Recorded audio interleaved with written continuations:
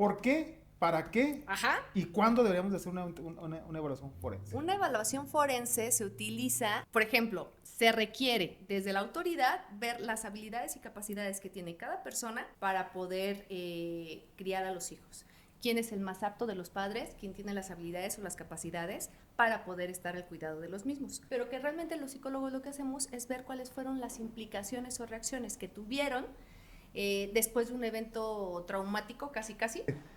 Una vez yo estando en la escuela de psicología, no voy a decir cuál, Ok. se me acerca una joven y me dice, ¿cómo puedo comprobar que el abogado no tiene razón? Oye, Karina, Sí. en la evaluación psicológica nos van a preguntar cosas dolorosas Probablemente, dependiendo del objetivo de la evaluación. y esas preguntas dolorosas tendrán el objetivo de hacerme sufrir, No. de victimizarme, o cuál es su objetivo entonces. Hola, ¿qué tal amigos? Bienvenidos a un nuevo episodio de Psicología en un Podcast. Nosotros somos Laura Oliveros Arnoldo Cisneros. y nos encontramos en con un nuevo tema, con una nueva persona invitada y queremos presentarla. No, yo antes de presentar, deja saludo bien. A ver. Porque es importante saludar a los que nos acompañan, a los que nos comentan, a los que nos dicen, a todos sus seguidores que están ahí. Muy buenos días, buenas tardes, buenas noches a todos y cada una de las personas que nos siguen, que nos comentan, que nos califican y sobre todo que nos ponen estrellita y nos comparten. Ahora sí, Laura. Ok, bueno, con nosotros el día de hoy nos acompaña, tenemos una invitada especial. Ella es Karina Corona Pacheco. Ella es licenciada en Psicología por la Universidad Iberoamericana de Ciudad de México. Tiene la maestría en Terapia Familiar Sistémica por la UNIVA. También tiene una especialización en dictaminación pericial por el Instituto Jalisciense de Ciencias Forenses. Ella es perito en psicología autorizada por el Consejo de la Judicatura del Estado de Jalisco y además por el Consejo de la Judicatura Federal. Es mediadora certificada y además docente del Instituto de Justicia Alternativa del Estado de Jalisco. Trabaja como docente en las universidades de ITESO y también en el Instituto Tezapopan, que es de terapia sistémica.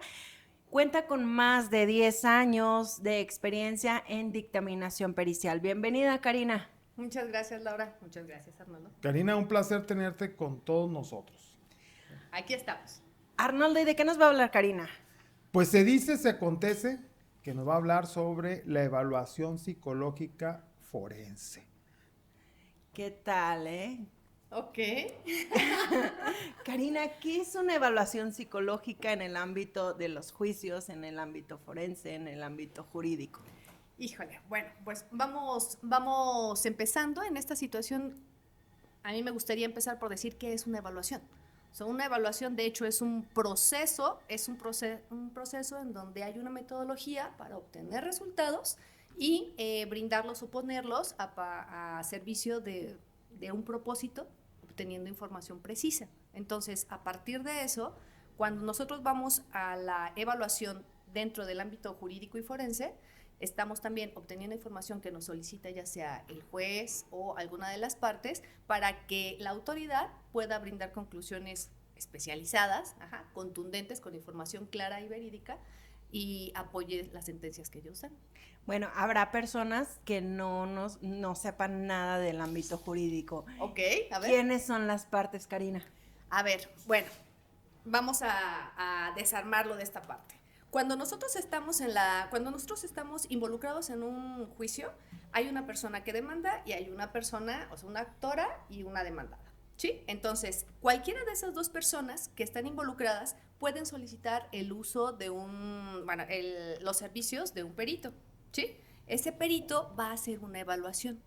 Entonces, esas son las personas. O en otro caso, también son los jueces los que solicitan el apoyo de un auxiliar de justicia, que también así nos llaman, que en realidad, ¿por qué? Porque estamos apoyándolos realmente a que ellos cumplan su trabajo. Ok. A ver, vámonos despacito porque A ver. ya no entendí. A ver. Cuando tú llegas con esas partes o requieren tu uso de tus servicios, tus conocimientos, tú dices que haces una evaluación. Claro. ¿Sí? Ok. Entonces, la evaluación es llegar y decirle a la persona que vas a evaluar, hola, ¿cómo te sientes? ¿Cómo te fue hoy? ¿Cómo te hace sentir eso? ¿Todo bien? ¿O qué esperas? ¿Así es la Así evaluación? es. No. Mira, Porque entonces, a ver, yo me a ver, gustaría que me explicaras dos cosas. Porque luego la gente se confunde, cuál es el estilo de la evaluación clínica y el estilo de la evaluación forense. Si nos puedes dar una explicación concisa, precisa, porque luego ahorita la gente piensa puntual. es que debería ser así, o sea, o debería ser de otra forma. O sea, si me ayudas a que se entienda. bueno, vamos por partes. Cuando estamos hablando de una evaluación, como les decía, es un proceso donde vamos a obtener información, pero dependiendo el área en donde estemos, ¿sí? Es el tipo de técnicas, de tácticas y de instrumentos que se van a obtener. ¿Por qué? Porque el objetivo no es el mismo. Entonces, en una cuestión clínica, vaya, con años de experiencia también en esa área, ¿para qué se obtiene una evaluación? Primero, cuando estás en la parte clínica, requieres tener una perspectiva general de la persona o personas que asisten a un proceso psicoterapéutico. Entonces, de entrada necesitas una evaluación por medio de la observación, por medio de una entrevista, por medio de algunos instrumentos, dependiendo cuál sea el objetivo por el que van. ¿Sí? Cuando estamos hablando de una evaluación forense, estamos hablando de que el juzgado o el juzgador requiere información precisa. Ahí vamos a estar dándole técnicas especializadas, o sea, hay cuestiones técnicas de psicología clínica que por el tiempo llegaron a la cuestión jurídica, por ejemplo, la entrevista.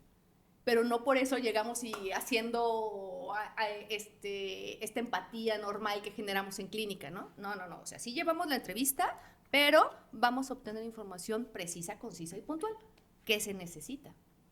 Entonces, nos olvidamos del exceso de empatía y nos enfocamos a seguir la información dentro de un proceso jurídico.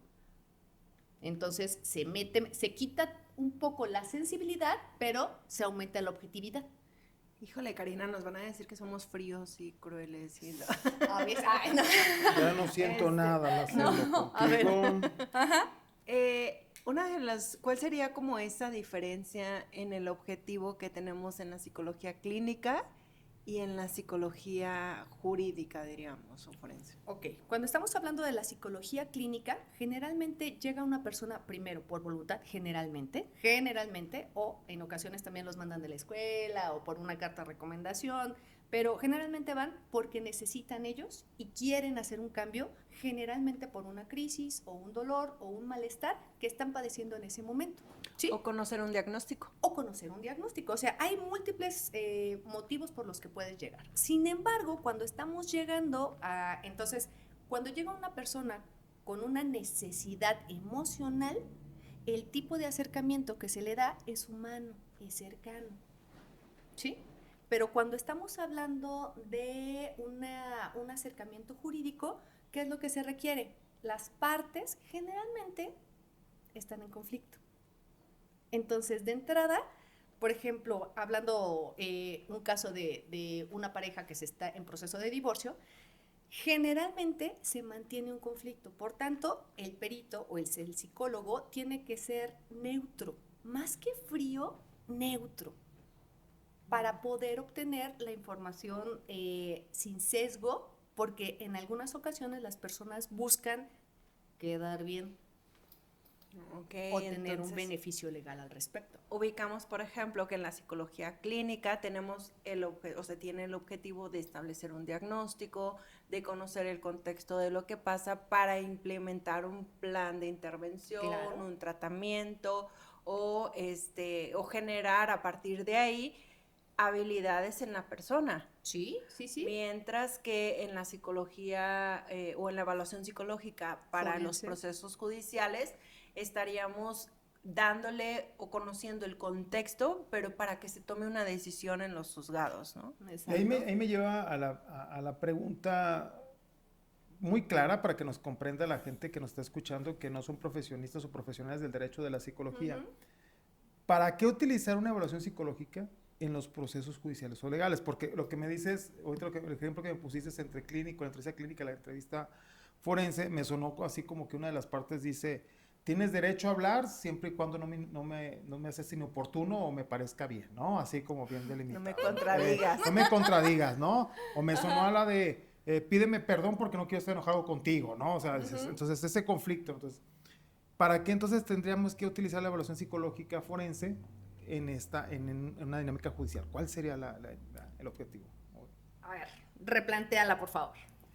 ¿Por qué? ¿Para qué? Ajá. ¿Y cuándo deberíamos de hacer una evaluación forense? Una evaluación forense se utiliza cuando, por ejemplo, se requiere desde la autoridad ver las habilidades y capacidades que tiene cada persona. Por ejemplo, para ver las habilidades que tienen los padres y cuál es el principal, el primordial para poder criar a los hijos. ¿Quién es el más apto de los padres? ¿Quién tiene las habilidades o las capacidades para poder estar al cuidado de los mismos? Otro caso en el que se puede evaluar, por ejemplo, es en el caso de que haya una afectación en un juicio que le llaman de daño moral, ¿sí? Pero que realmente los psicólogos lo que hacemos es ver cuáles fueron las implicaciones o reacciones que tuvieron después de un evento traumático, casi. ¿Por qué? Por un accidente, a lo mejor por una negligencia médica, y tenemos que ver cuáles son las repercusiones emocionales en la persona. En ese tipo de situaciones se pueden utilizar. Vaya, qué interesante. O sea, son como cosas muy prácticas. ¿Y así son bien prácticas? ¿Son tan sencillas? No inventes. ¿O qué tenemos que hacer para hacer una evaluación forense? Necesitamos que haya una solicitud de un juez a partir de cubrir esas necesidades. No es nada más la cuestión de necesito saber cuáles son las características. Hay una necesidad de información que nos pide el juzgado o en su defecto que los abogados nos están pidiendo. Eso generalmente te lo dan en un cuestionario. Y en el cuestionario es lo que nosotros tenemos que ver. Ya me sentí en la escuela como... A ver. En un cuestionario. Pero dame el examen con opciones, ¿eh? No. Porque luego hacemos juicios de valor. No, porque en las evaluaciones no hay opciones. Pero sobre qué es el cuestionario, quién lo hace, ¿en qué consiste? Ahí es a donde empezamos a trabajar de manera interdisciplinaria con los abogados. Entonces, un psicólogo forense requiere estar también familiarizado con el lenguaje jurídico. Sí, o sea, no es nada más estudiar psicología y luego me meto a hacer evaluaciones forenses. No. O sea, eso tiene que ver con que nos vamos preparando, nos vamos actualizando y algunas técnicas de clínica se pueden llevar hacia allá. ¿Sí? Pero cuando el abogado en alguna de las demandas solicita que se confirme, o sea, digamos que es para poder justificar o fortalecer su teoría, ¿no? Entonces, por eso ellos generan, en apoyo con un especialista, generan un cuestionario. Ese cuestionario lo que te va a solicitar, bueno, generalmente son cuestiones de personalidad, básicos, ¿no? O sea, un estado mental de la persona y características que vayan a fortalecer lo que el abogado quiere demandar. O sea, en un cuestionario podría yo poner la pregunta, bueno, yo como si fueras... una parte, Okay, como el abogado, ¿no? Podría poner una pregunta de, debería de aplicar tales pruebas o tales instrumentos en la evaluación. Hay algunos, o sea, en mi experiencia, digo, ya más de 10 años, hay algunos en donde sí lo piden tal cual, ¿eh? Sin embargo, cada vez es menos. ¿Por qué? Porque los instrumentos se han ido especializando a partir de, ahorita les voy a platicar un poco de las pruebas, pero antes se utilizaban más lo que eran las pruebas proyectivas. ¿Eso qué quiere decir? Que se utilizaban dibujos, sí, sobre todo dibujos, ¿sí? Hoy por hoy, la tendencia a la evaluación necesita más validez y confiabilidad. Por tanto, hay otro tipo de pruebas que se llaman psicométricas y que además ya se han ido especializando en el área forense. ¿Sí? Entonces necesitamos ver, o sea, evaluar, pero no necesariamente que nos digan con cuáles. Nos pueden decir cuáles aspectos. Y ya necesitan, será, ¿no? Exactamente. ¿Cuáles aspectos psicológicos son los que requerimos obtener como peritos para que ellos puedan hacer su trabajo como abogados? ¿Sí? Pero no nos pueden decir además cómo hacerlo. Aunque hay algunos que sí. Híjole, por eso te iba a decir. Una vez yo estando en la escuela de psicología, no voy a decir cuál, Ok. Se me acerca una joven y me dice, ¿cómo puedo comprobar que el abogado no tiene razón? Una estudiante de psicología. Y yo le decía, ¿y por qué tendrías tú que comprobar que el abogado no tiene razón? Ajá. Es que su teoría del caso está mal.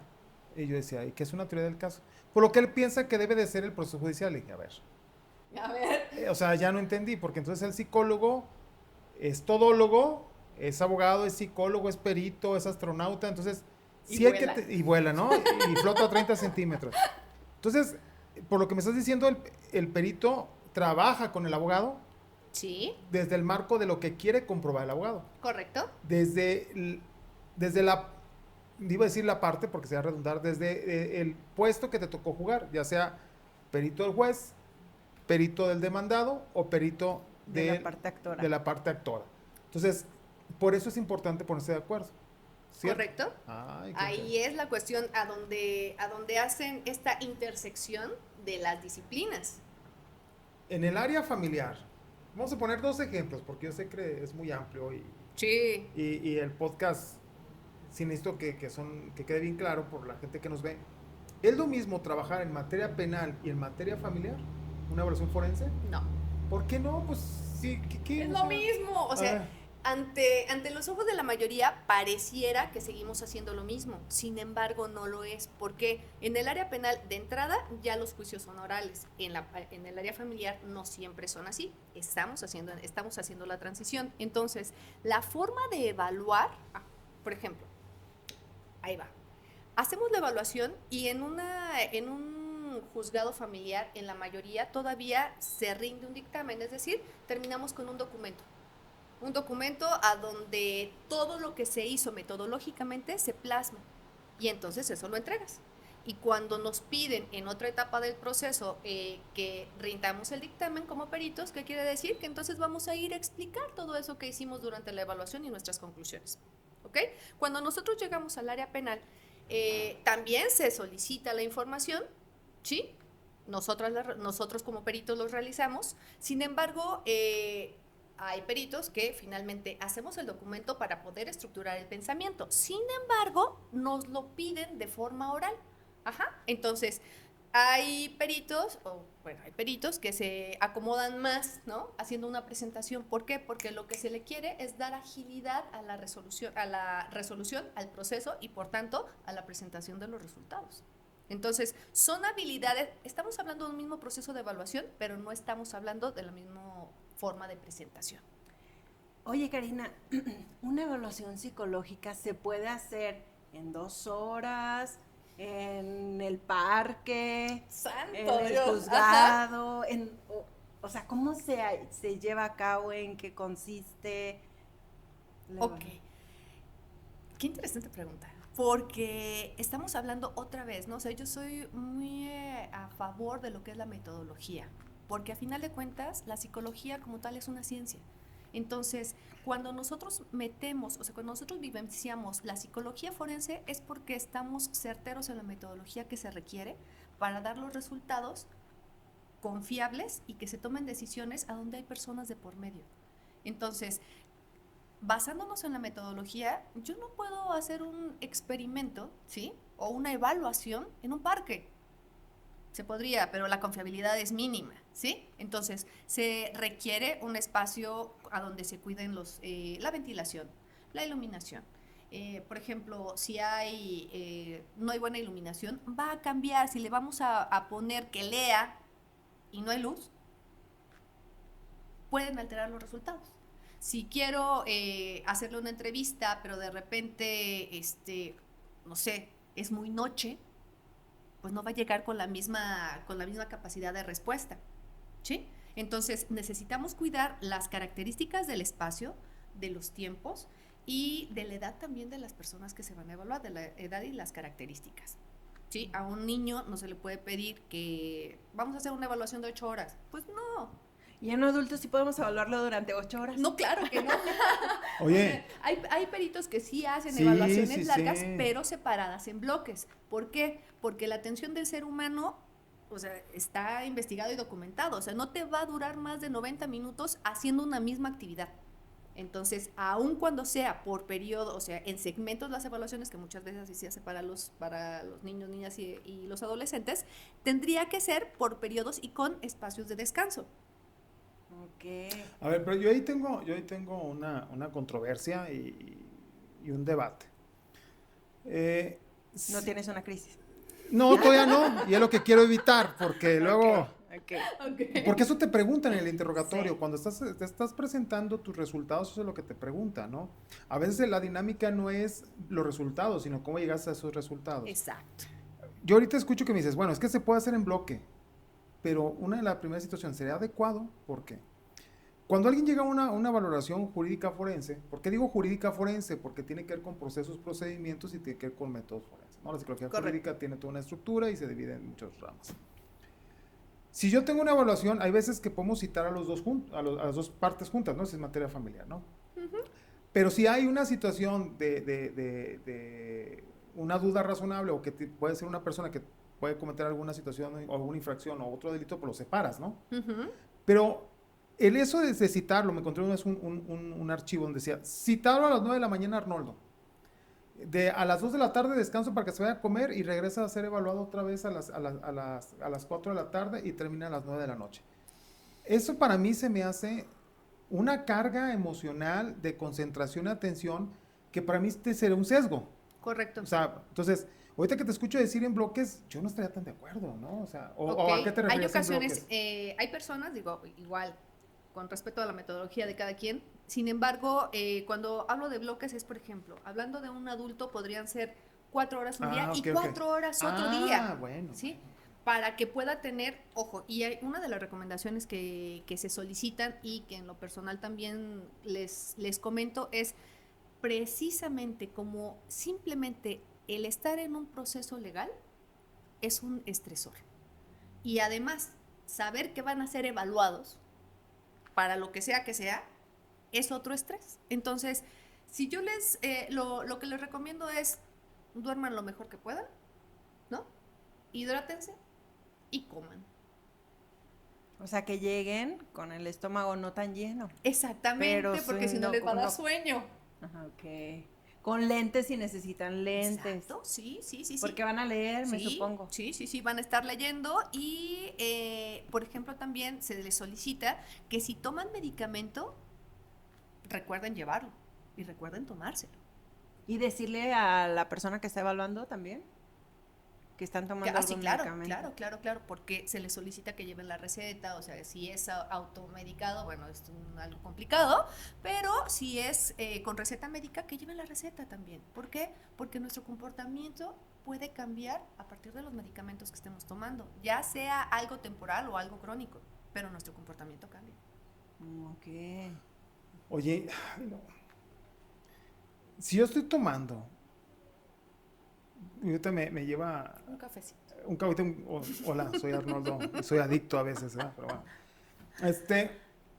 Imagínate una persona de 30 años, no te creas, una persona que tuvo un accidente en moto de 20 y tantos años, que de hecho el malestar musculoesquelético, la lesión de la pierna o de la cadera le obliga a tomar medicamentos que tienen alteración en la concentración y atención, sería propio entonces y fundamental que supieras qué está tomando la fórmula, claro. ¿No? Porque el psicólogo no medica, no prescribe, pero sí debe de saber. Correcto. ¿Qué, verdad?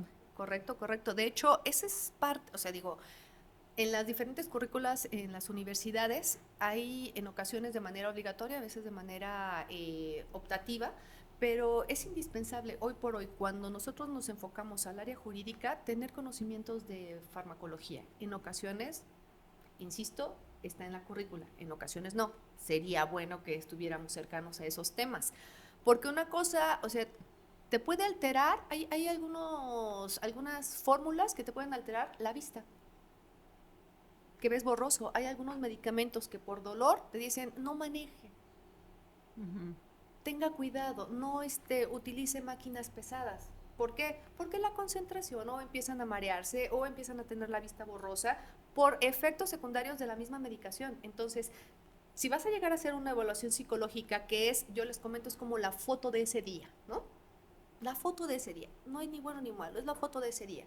Pues ese día no había comido, ese día había tomado la dosis de medicamento. Tu cuartito o tu micha. Ah, no, eso es otra no, cosa. no. Y yo, bueno. Pero el caso es que vas a tener, o sea, tu comportamiento se va a ver afectado si hay fármacos de por medio o si tus necesidades básicas están no reguladas. La hidratación, el descanso, la comida. Cuando son periodos de 4 horas, ¿sí? Se les recomienda que lleven algo, o sea, un snack. un o algo. snack, ¿sí? O sea, algo que Unas les- papas y unos cacahuates. No, o sea, algo sencillo que puedan, o sea, en los periodos de descanso puedan ingerir. Ok, aquí algo que es muy importante es que los psicólogos, aunque tengan alguna formación en psicofarmacología, no podemos prescribir algún medicamento, tendrán que ir con algún médico, con un psiquiatra, para que les puedan hacer estas recetas, ¿no?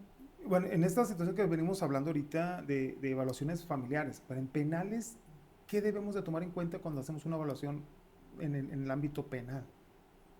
¿Qué debemos de tener en cuenta? Ya vimos medicamentos, ya vimos cuando llegan a tu consultorio, pero imagínate que estás evaluando una víctima de una agresión.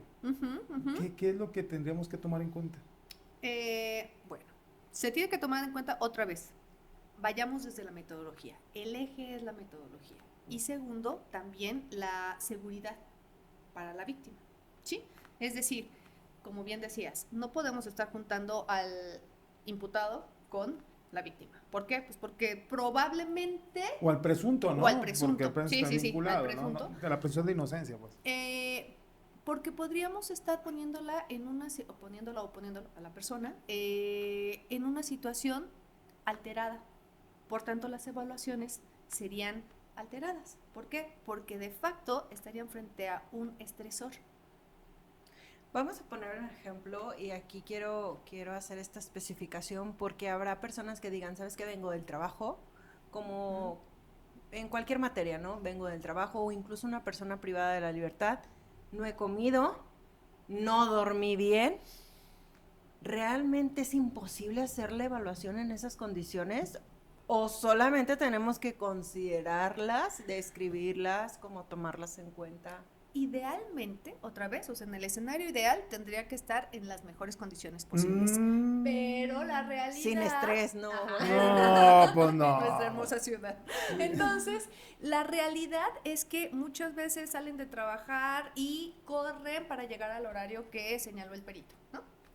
Y llegan. O ese día en ocasiones tienen que dejar de trabajar o pedir permiso para asistir, que en sí mismo ya es un día menos de salario, por ejemplo. Oye, pero deja un paréntesis ahí. Fíjense la importancia de que el perito informe cuándo va a evaluar, ¿no? Por eso a veces los peritos dicen, es en el mes de enero y te estoy informando que te voy a evaluar en el mes de... 2 meses, 3 meses después, ¿no? Claro. Porque te permite no quitar ese estrés o no quitar esa alteración en mi salario, pero sí prever. Correcto. Qué bueno es esta Ese padre. o sea, ahora sí que acuérdense que cuando nosotros estamos ante estímulos estresantes, nuestro comportamiento, nuestras actitudes y hasta nuestra fisiología cambia. Entonces, si yo sé que vengo tarde, seguramente voy a llegar con el corazón agitado, seguramente voy a decir, espérame tantito, o sea, mi foco de atención va a cambiar.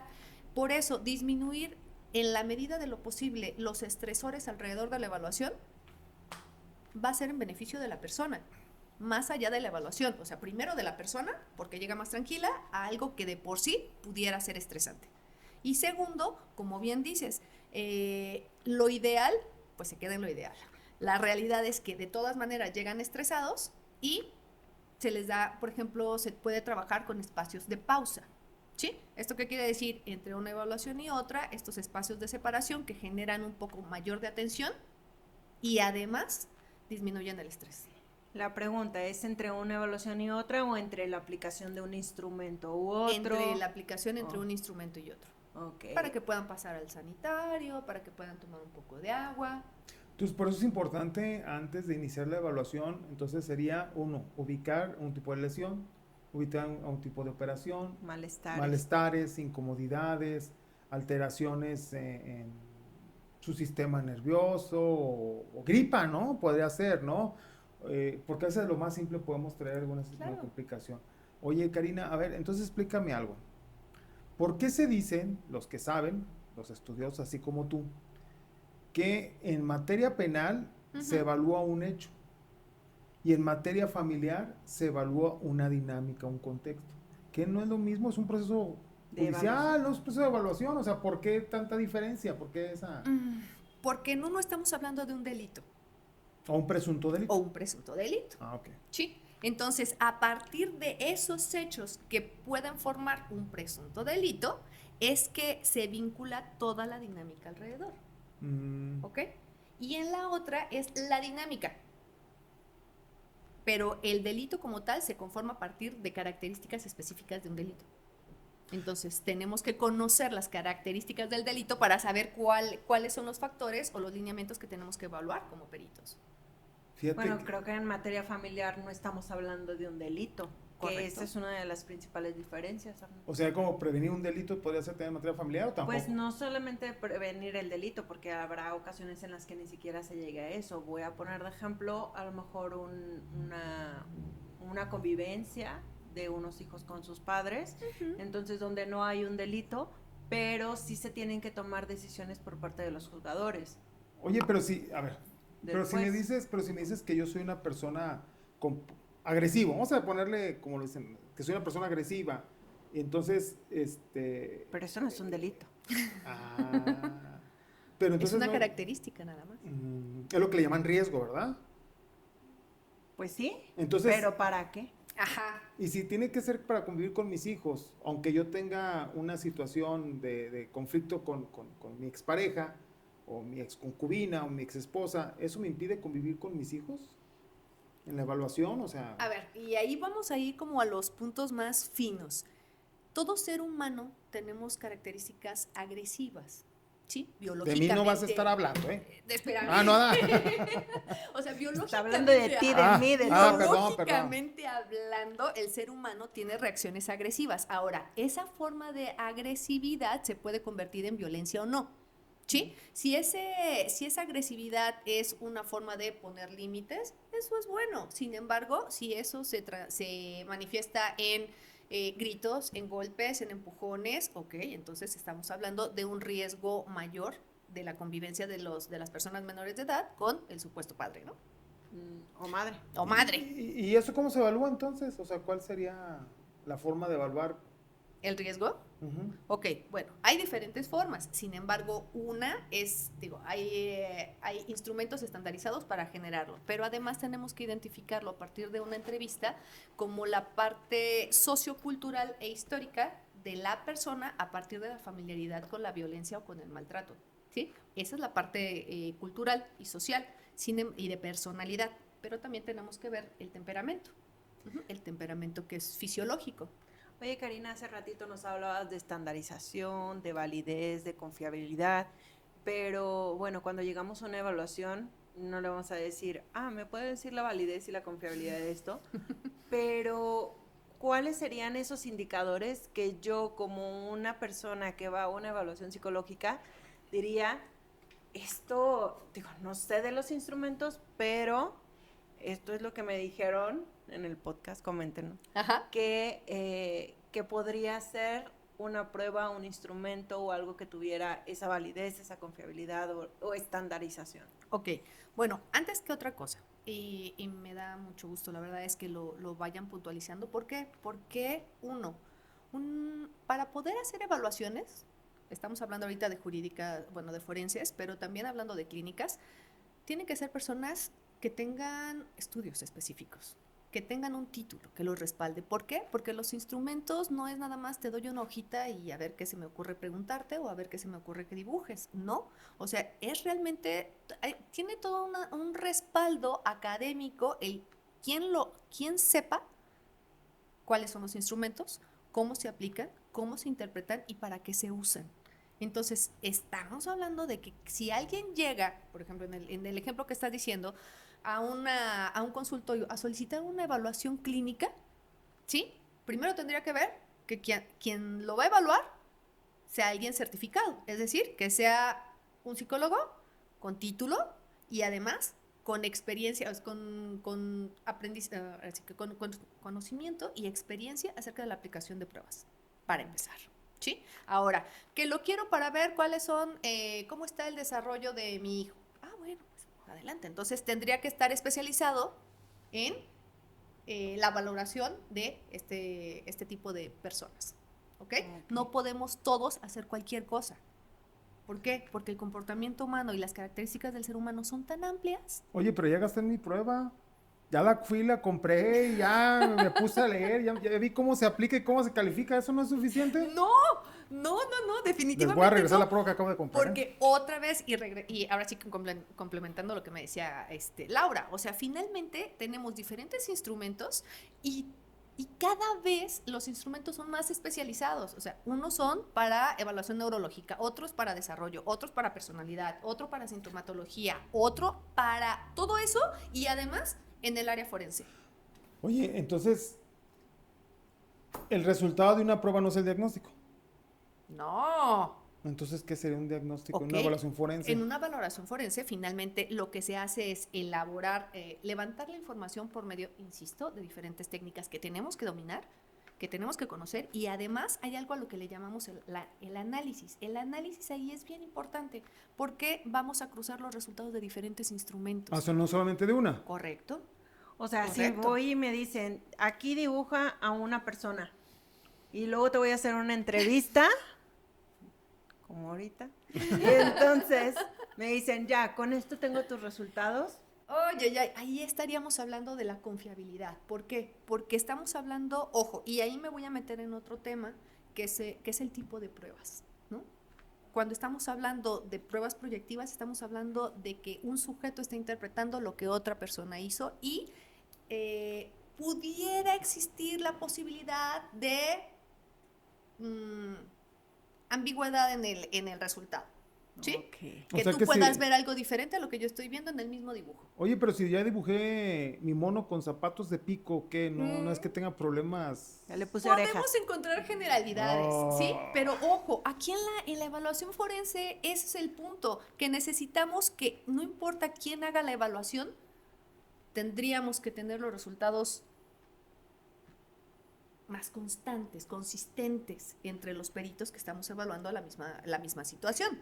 Creo que eso debería de suceder no solamente en la jurídica, sino en todos los contextos, ¿no? Para que Sí. pudiéramos, de la psicología y la evaluación psicológica, para que realmente pudiéramos confiar en el informe o en el dictamen que se está entregando. O sea, que lo que lo que yo estoy viendo aquí, y que no es solamente con un dibujo, sino los resultados que estoy informando, pues también pueda obtenerlos cualquier otra persona, ¿no? Sí. Y que a final de cuentas los instrumentos y que son pruebas psicológicas, muchas veces de cuestionario, muchas veces parecen examen para entrar a la Sí. preparatoria o en la universidad, rellena el circulito, ¿no?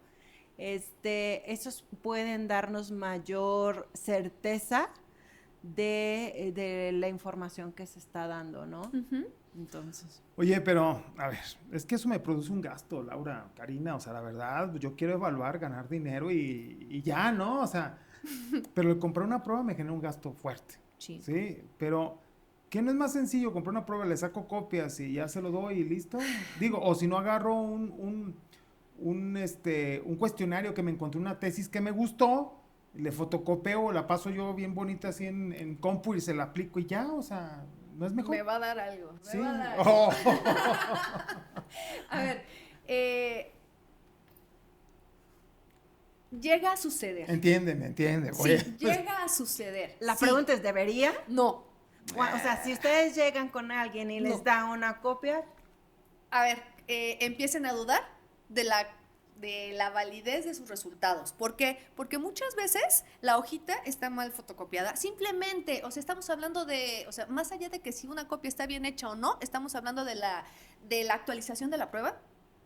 ¿Sí? Porque hay actualizaciones, aparte, o sea, hay algo que se llama baremo, hay algo que se llama actualización, y entonces eso no te lo va a dar una copia, eso no te lo va a dar la tesis que encontré de hace 10 años y que sigo utilizando, ¿sí?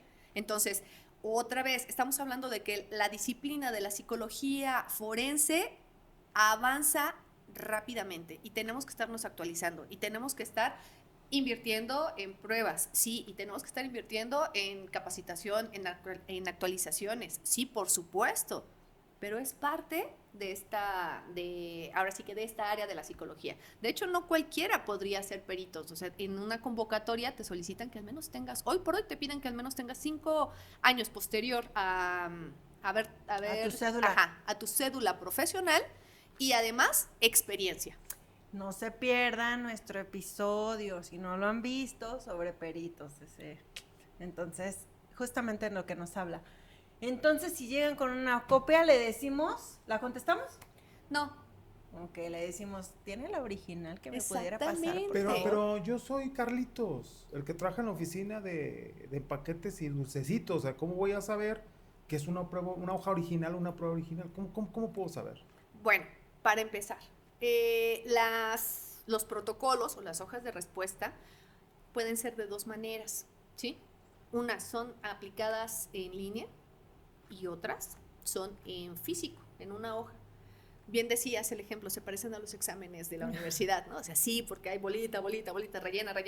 Sí, tienen colores específicos, tienen un grosor diferente. La hojita. La hojita tienen sí un grosor diferente. No, o sea, no vamos a encontrar ese grosor en las pruebas originales, ¿sí? Para empezar. De hecho, cada marca o cada prueba tiene colores específicos que no podríamos encontrar comúnmente.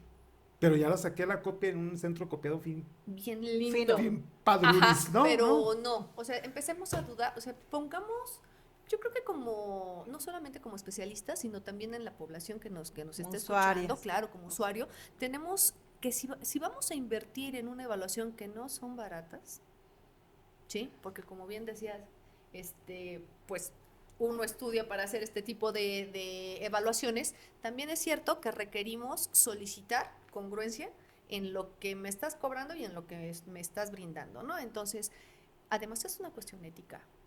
O sea, una cuestión ética es el uso de pruebas originales. Creo que otro de los elementos, ya tenemos el color, ya tenemos el grosor de la hoja, pero otro de los elementos que podemos encontrar es el tamaño, ¿no? Sí, las hojas de las pruebas psicológicas son, según me recuerdo, son más pequeñas que el tamaño carta y más chicas, no, ¿cómo a ver? Al revés, ¿verdad? Más chicas que el oficio y más grandes que la carta. Correcto. ¿no? Y habrá algunas que son como más anchas, o sea, lo podemos agarrar con una hojita tamaño carta y decir, si es diferente y no llega a un tamaño oficio, entonces, y además tiene el color, y además el grosor es diferente que una hoja de papel bond tamaño carta, entonces ya podemos decir, esta prueba, este formato es original. Pero fíjate que aquí una recomendación, si me permites, Karina, y si me lo puedes confirmar o negar, sería también que ubicar que esa hoja que yo contesté en mi consultorio de mi perito acreditado por la NASA y no sé qué más, ¿no? Y que con 3,000 títulos, y aparte que debe de ser ético, sea la misma hoja que se entregue al juzgado o que se presente o que se haga la evaluación. Sí. ¿Cómo puedo asegurarme entonces o qué recomendaciones pueden hacer para que esa hoja se pueda identificar rápidamente? Bien, estas hojas de respuesta se deben o sea, se les solicita, todas tienen, pon tu nombre, ¿no? Entonces, se le pide al usuario que con puño y letra ponga su nombre, de preferencia con una tinta azul, verde, ¿sí me explico? ¿Para qué? Para que esa hoja original sea parte del expediente, ahora sí, sea parte del sobre cerrado con las pruebas originales que se le aplican al usuario. ¿Sí? Entonces, en ese momento, sabes que eso fue lo que contestó la Juanito. persona. Ajá. Y se contestan con lápiz. No, con pluma.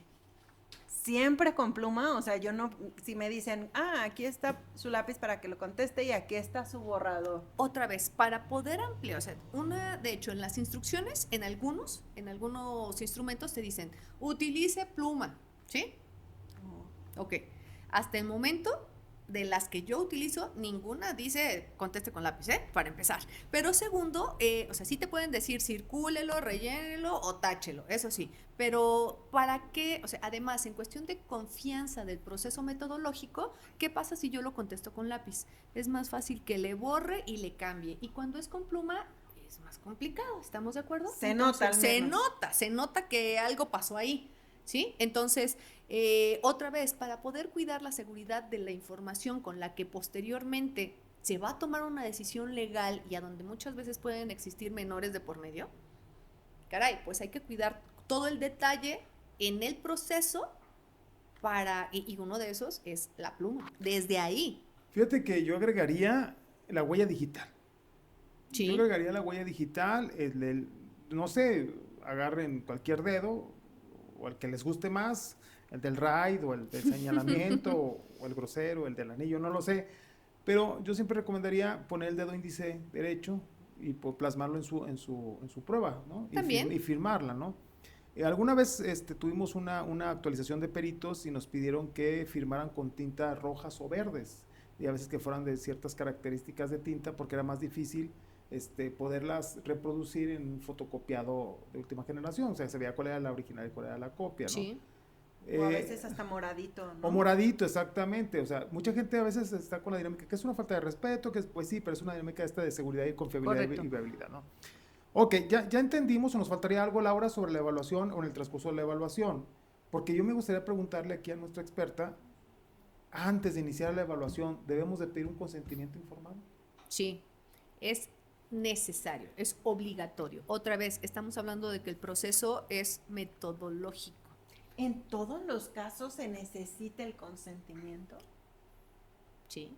Y si no te lo quiero dar, no me interesa, estoy aquí porque me mandaron, no porque quieran. Es más, me trajo aquí la patrulla. Ajá, que hay ocasiones en las Sí, que sí. es como, Cuando no quiero, ya- no quiero, no quiero, ya faltó 3 veces a la cita, o sea, la cita programada y entonces Te lo trae la fuerza pública, ajá, ¿no? llega con chofer, ¿no? Entonces, Exactamente. estrictamente, o sea, en cuestión metodológica tendría que tener el consentimiento informado. ¿Por qué? Porque ahí se le explican las características del proceso, o sea, cuándo, cómo, dónde, qué se va a hacer y cómo se va a tratar su información.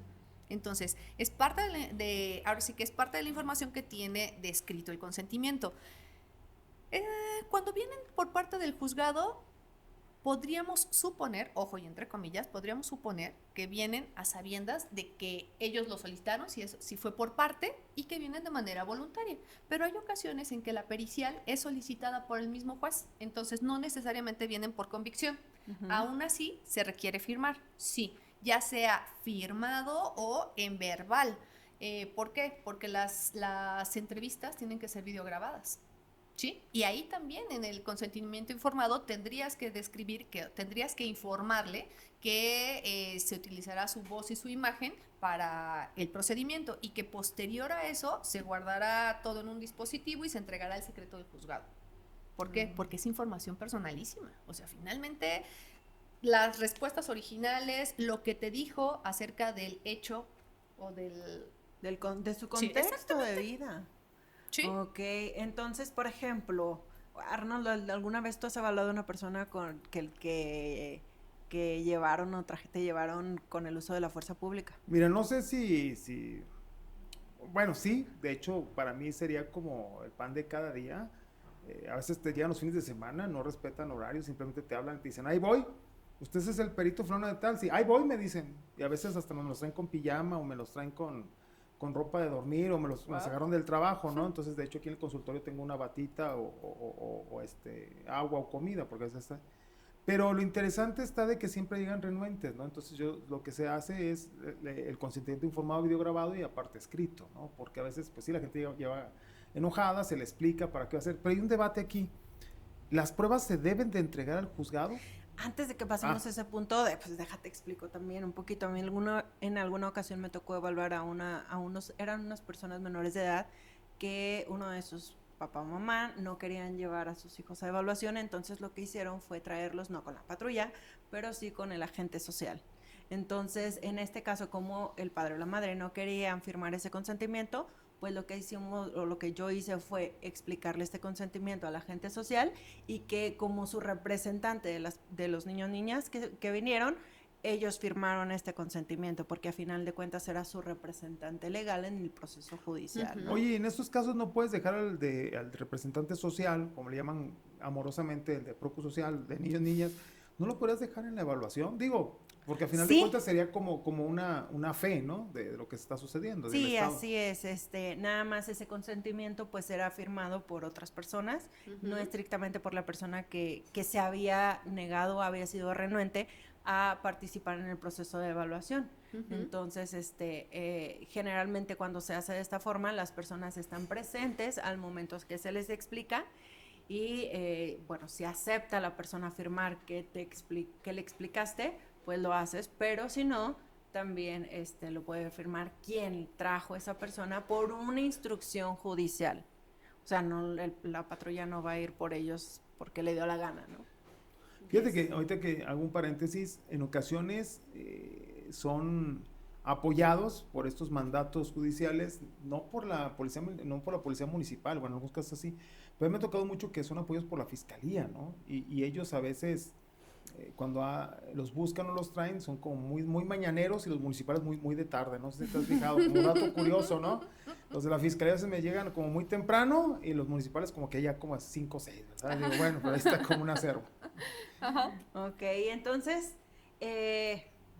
tu pregunta, ¿cuál era, Arnoldo? Ah, ya se me olvidó. ¿Qué te había preguntado? Es que bueno, es que no Es me, que hay no me dijiste, muchísimo. no me dijiste qué íbamos a hacer, no me dijiste el consentimiento informado, no te creas. Las pruebas, el material que se utilizó para realizar la evaluación psicológica forense, hay un debate que se dice se entrega o no se entregan al juzgado. Yo digo que sí, y hay una forma para entregarlo, ¿no? ¿Por qué te digo esto? O sea, a mí se me hace curioso porque hay algunos institutos de investigación judicial, sobre todo en materia penal, que dicen, no se entregan las pruebas porque no se me dio el consentimiento informado de la parte. Uno, pues se supone que le vas a explicar, ¿no? ¿Y para qué es? Dos, ya te dan un machote donde por default te dicen no. Formato. Perdón, un formato que de default nomás lo rellenas y dices no, ¿verdad? O sea, de hecho Sí. eso es como una presión psicológica, ¿no? Pero también hay otras ocasiones que hay unos procesos judiciales donde te dicen, la prueba es irrepetible y por consiguiente necesito que esté el perito de la parte y el perito de la carga, ¿no? O sea, a veces son los peritos de institutos judiciales de investigación forense. Pero en otros casos, curiosamente en otros estados, no digo cuáles por respeto, que te entregan las pruebas hasta certificadas, ¿no? Y te dan un pequeño videito y dice, esta fue la instrucción. Y hay otros que son muy renuentes, ¿no? Hay otros son como muy celosos. Hay otros que dicen la prueba pericial de forma colegiada y tú llegas con tu cámara y te dice que no, que porque no puedes videograbar, o sea, ¿qué me pueden decir sobre eso? Sí, no, ¿por qué o qué? A ver, otra vez. Estamos hablando de metodología, ¿sí? Y estamos hablando de derechos o de seguridad de personas que están involucradas en un litigio, ya sea penal o ya sea civil. Entonces, ¿cuál sería un elemento que le dé confianza, no confiabilidad, confianza a las personas? Ok, una, que se ha videograbado. ¿Qué tal si tu memoria falló? ¿O qué tal si mi memoria falló? ¿Ya me viste? ¿No? Y Ah, yo ya, por eso ya. hablo de usted o también de mí, ¿no? Entonces, ¿cuál va a ser el requisito de la videograbación? Ok, una, respaldar que lo que el perito está plasmando también viene del dicho realmente y no de la suposición, ¿sí? O no de la otra vez, interpretación, o no de ¿no? la Los juicios de interpretación. valor. Ajá, entonces, ahí está la evidencia, ¿sí? Otro, tenemos muy buena memoria, pero requerimos rescatar, a lo mejor cuando vemos nuevamente el video, ok, entonces hacemos ese análisis y la interpretación psicológica, ojo, pero la interpretación a partir de conceptos claros y no de suposiciones. La teoría del discurso, no del testimonio. Correcto. ¿No? Entonces, además, también se utiliza para evitar la revictimización. ¿Qué quiere decir? Si estamos hablando de cualquier tipo de víctima, pero también en casos de niños, niñas y adolescentes, entre menos estemos tocando la herida emocional de la persona, ¿sí? Porque si no entramos en una situación de maltrato institucional, ¿sí? Entonces, si tenemos la información respaldada en un video, hablando del video en especial, se puede analizar el video de diferentes formas y con diferentes metodologías, pero se puede hacer. O como bien decías, una evaluación colegiada. ¿Por qué? Porque entonces solamente se somete a la persona, de la edad que quieras, a una sola evaluación y no a 3, 4, dependiendo del número de peritos que haya, pero al menos a 3, ¿no? ¿Por qué? Porque la información va variando, ¿sí? Aunque pueda ser el mismo hecho, aunque pueda tener las mismas implicaciones, podemos platicar nosotros hoy de este tema y probablemente hablemos mañana del mismo tema y vamos a tener otras ideas. ¿Por qué? Porque se va diluyendo la memoria o se va mimetizando con algunos otros acontecimientos actuales. Entonces, tus resultados pueden ser diferentes a los míos cuando en realidad lo que necesitamos ser es la versión más objetiva posible. Okay. Oye, Karina, Sí. en la evaluación psicológica nos van a preguntar cosas dolorosas. Probablemente, dependiendo del objetivo de la evaluación.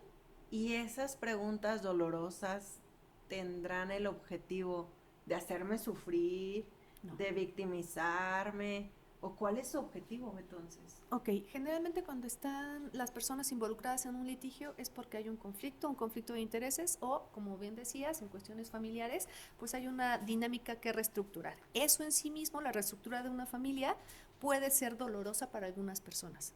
Entonces, el grado de dolor o de incomodidad, o sea, hablemos de la incomodidad y del dolor, sí, por supuesto, porque a lo mejor vamos a entrevistar a un niño o niña que sus padres se separaron.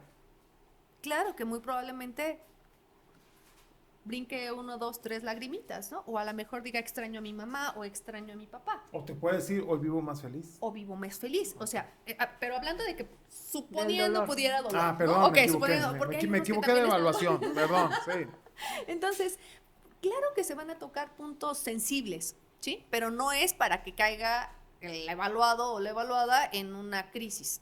O sea, no. O por ejemplo, digo, ese ejemplo no lo pusiste en el área familiar, pero por ejemplo en daño moral o en alguna materia penal, Ujú. ¿qué pasa? Es mucho más, o sea, sobre todo en el daño moral, ¿qué es lo que pasa? Vamos a tener que ver cuál era la calidad de vida en las diferentes esferas de la persona antes del suceso que se haya descrito causó el daño, ¿no? Emocional.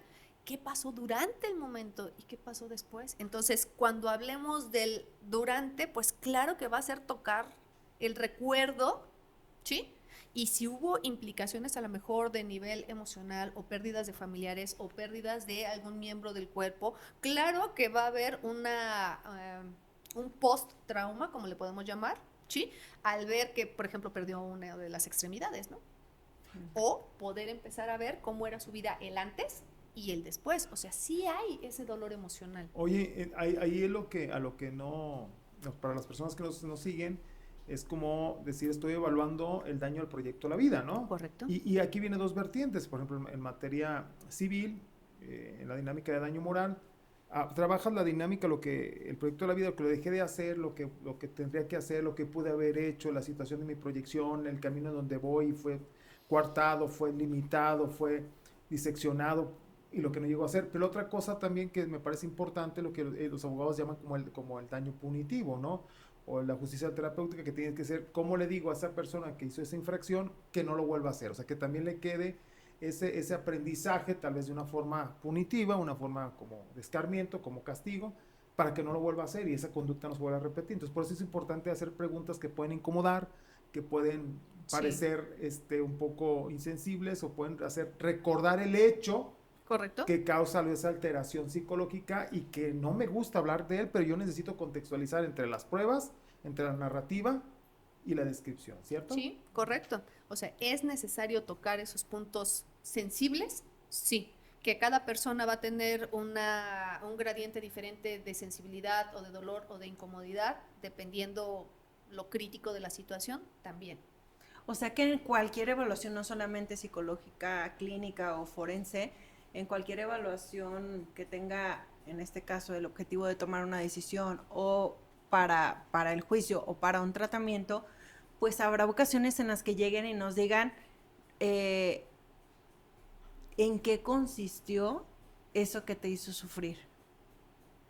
Porque la persona puede decir, es que sufrí mucho por algo que viví. ¿Y? Así como lo de, ¿y qué viviste? Ajá. O sea, ¿en qué consistió eso?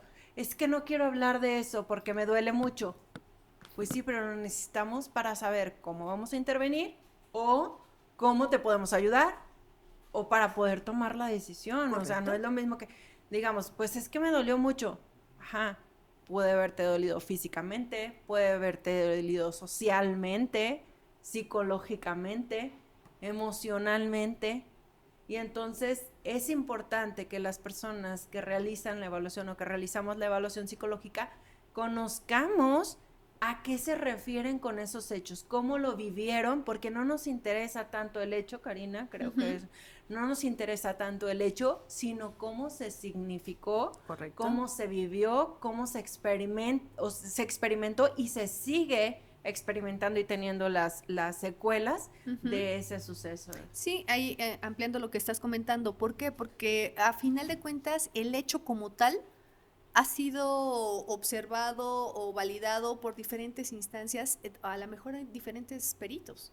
A lo mejor tenía que ver con un perito en electricidad o un perito en arquitectura, pero nosotros nos enfocamos como peritos en psicología a lo que son finalmente el comportamiento emocional. Entonces lo que vamos a tocar son los diferentes escenarios emocionales y las secuelas del mismo.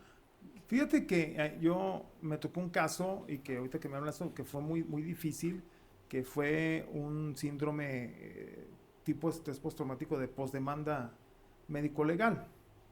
Es decir, para que la gente más o menos entienda, es aquel médico que recibe una demanda por negligencia médica o por no ejercicio bien de su profesión o que dejó de hacer algo. El problema fue la dinámica del mismo proceso, la incertidumbre del mismo proceso, los tecnicismos del proceso, lo largo del proceso, entonces, ok. Pero después ese médico se queda con una dinámica de una alteración como si fuera un estrés crónico. Entonces, al momento de hacer la entrevista a ese médico, no quería hablar, o sea, decía, su dinámica de defensa era... Porque lo primero que les pega a ellos, bueno, la experiencia que a mí me ha tocado, no es el hecho de como persona, sino es el hecho de la dinámica de la etiqueta social, de funarlo, de la reputación, ¿no? Porque al final, porque entonces dejan de hacer medicina curativa a hacer medicina a la defensiva, ¿no? O sea, ¿de qué tengo que hacer para que no me demanden? Entonces queda ese síndrome. Entonces, cuando hicimos la evaluación para detectar que el proceso no fue bien llevado y que causó una alteración como una doble vinculación, el médico se rehusaba a hablar porque él decía, no, es que todo está bien, pero era parte de su esencia decir, es que ya no quiero más, me duele, pero aparte me duele no por el hecho de la familia, no por se le costaba reconocer, sino fue por el hecho de la etiqueta social, de decir, como que hay la duda de que no es un buen médico, ¿no? Entonces, fíjense la importancia. Sí, ¿no? Lo que pasa es que, acuérdense, bueno, igual para compartirlo, esta parte del daño psicológico implica diferentes esferas, o sea, la percepción que tengo de mí mismo, cómo estoy, cómo creo que me ve la gente en el ámbito profesional, familiar, de pareja, mi autoconcepto, mi autoestima, las expectativas, todo eso y entra en el ejemplo que nos estabas compartiendo, o sea, finalmente quedó la duda en sí mismo de su ejercicio profesional.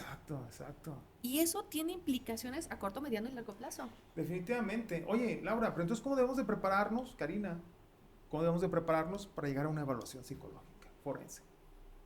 ¿Cómo prepararnos como peritos o como evaluados? Como individuos, como personas. ¿Cómo debo de prepararme? Decir, tengo que ir a una evaluación, debo de ir a una evaluación y me llevan a una evaluación. O sea, en cualquiera de los tres casos, retomando lo que estábamos platicando hace rato. O sea, uno, prever los trayectos, por ejemplo, o sea, si está del otro lado de la ciudad y es temporada de lluvias como actualmente, ok, bueno, pues si ya veo que me voy a tardar 45 minutos, bueno, vete con un poquito más de tiempo, porque otra vez vamos a disminuir los estresores alrededor de la evaluación como tal no la vamos a poder cambiar. Pero también comentabas tú, si ya me avisaron que dentro de 2 meses voy a tener la evaluación, bueno, programa ese día, cuéntalo a tus vacaciones o los días de descanso, ve dónde vas a dejar a los niños, todo lo que esté a tu alcance para poder disminuir el estrés ese día, porque en sí misma la evaluación, al ser un evento diferente, en muchas ocasiones único o que está dentro de un litigio, te genera estrés. Entonces, bien dormidos, bien alimentados, bien hidratados y con la mayor prevención de riesgos estresores. Fíjate que yo le agregaría que platiques con tu abogado, que te explique tu abogado para qué es. Porque a mí me ha tocado casos donde llega la evaluación y una de las preguntas que le digo, ¿sabe usted por qué está aquí? No, pues me dijo mi abogado que viniera, es más, hasta me dio el papelito que tengo que venir. Sí, pero ¿sabe qué le voy a preguntar? ¿Sabe qué estoy investigando? ¿Sabe cuál es el motivo? No. Entonces eso también crea incertidumbre. Entonces sería Claro. platicar con el abogado, ¿no? Que el Claro. abogado también haga su chamba, ¿no? También creo que debemos de entender que la evaluación psicológica o los resultados de la evaluación no es la decisión que va a tomar el juzgador. Ujú. O sea, es una partecita de todas las demás pruebas que se están ofreciendo, es una parte en muchos casos muy importante, pero no es a partir de esos resultados donde se va a tomar la decisión. Otro de los elementos es que no porque contestes sí o no a una pregunta, quiere decir que ya saliste mal y que ya no, pues que te va a afectar en todo el proceso. Sí, yo ahí agregaría otra cosa. Seamos lo más honestos posibles cuando vayamos a una evaluación. Claro que es incómodo, claro que sería preferible que supieras a qué vienes, ¿no? Para que no te agarre por sorpresa, pero también en esta parte de cuando la persona intenta dar una imagen que no es, ¿Sale? sale. ¿Sí? Entonces, precisamente lo mejor que puede hacer una persona que va a ser evaluada es ser quien es en ese momento. Porque si no, se pueden hasta invalidar los instrumentos. Y es parte de los beneficios de usar pruebas originales, actualizadas y estandarizadas. La De viabilidad y la preguntitas. Claro, claro. Qué interesante. Arnoldo, Karina, ¿a quién le entregan los resultados? En la materia. Ay. No, pues la invitada. Bueno, los resultados cuando te los solicita un juez, se los entregas al juez. ¿Sí? Es decir, hay una figura que se llama auxiliar de justicia, que es el perito en la materia que nos solicita, hagamos la evaluación. ¿Por qué? Porque en algunos de los casos, una de las partes ya tiene un perito, en otras ocasiones las dos partes tienen su perito y el juzgador pone el suyo. ¿Sí? Cuando estás jugando ese papel como perito del juzgado, tú llegas directamente con el dictamen, te llaman a audiencia y ese día tú rindes el dictamen. ¿Sí? ¿Qué quiere decir eso? Explicas todo el proceso de evaluación y los resultados y las conclusiones a las que llegaste. Entregas tu documento, entregas tu sobrecito del que hablábamos con la entrega de los documentos, de las evidencias, de los videos. Ajá, todo se entrega ahí. ¿En qué otro? Bueno, hay ocasiones en las que las partes de manera privada te solicitan una evaluación, ¿sí? Porque la van a utilizar en un litigio. O sea, cuando todavía no empieza. Cuando todavía no empieza, pero de todas maneras piden a un perito que lo haga. ¿Sí? Entonces, en ese caso, cuando todavía no hay un litigio de por medio, pues se lo entregas a la persona que lo solicita. ¿Qué vaya a hacer ¿Al con juzgado ello? se le no. ¿Al abogado se lo entregas? No, a la persona, al evaluado. ¿Por qué? Okay. Porque es información personalísima, otra vez. Y ya ¿sí? Sabrá la persona si se lo entrega al abogado o no. Sabrá qué hace cada quien con su información. Con su información. Yo aquí agregaría que se la entregas al evaluado, pero que te firme de recibo que le estás entregando el membrete o el reporte psicológico más las pruebas psicológicas en original. Porque al final de cuentas nosotros no nos quedamos con nada. O sea, yo no tengo interés de quedarme con unas pruebas que de hecho tienen una caducidad. ¿Sí? O sea, porque las pruebas, como bien dijiste, es el momento histórico o la fotografía o la verdad social, no sé cómo le quieras llamar, de ese momento, de ese día, ¿no? Entonces las pruebas también tienen caducidad, porque luego rato me piden, ¿te acuerdas de aquella evaluación que fue en 1995? Sí, hay que entregar en el 2025, o sea, claro que por supuesto que no, ¿verdad? Entonces, ¿por qué? Porque al final de cuentas tienes que hacer la reposición de esa evaluación, porque es una evaluación de forma transversal, de un espacio de tiempo y hora, ¿sí? Correcto. O sea, pero tienen validez como si es una fotografía de hoy, como de un mes. No, lo que pasa es que imagínate, o sea, poniendo el caso más dramático, que es ahí a donde puede ser más evidente. Si hacemos una evaluación a un niño de 4 años y el litigio dura 2 de sus padres, entonces no podemos utilizar la pericial o la evaluación que se utilizó en una primera instancia 2 años después. ¿Por qué? Porque el desarrollo del niño ya es completamente diferente, porque la percepción y el contexto también pueden ser diferentes. Pero es totalmente diferentes. Digo, porque a lo mejor sí me han pasado cosas significativas pero no tanto como para cambiar mi personalidad.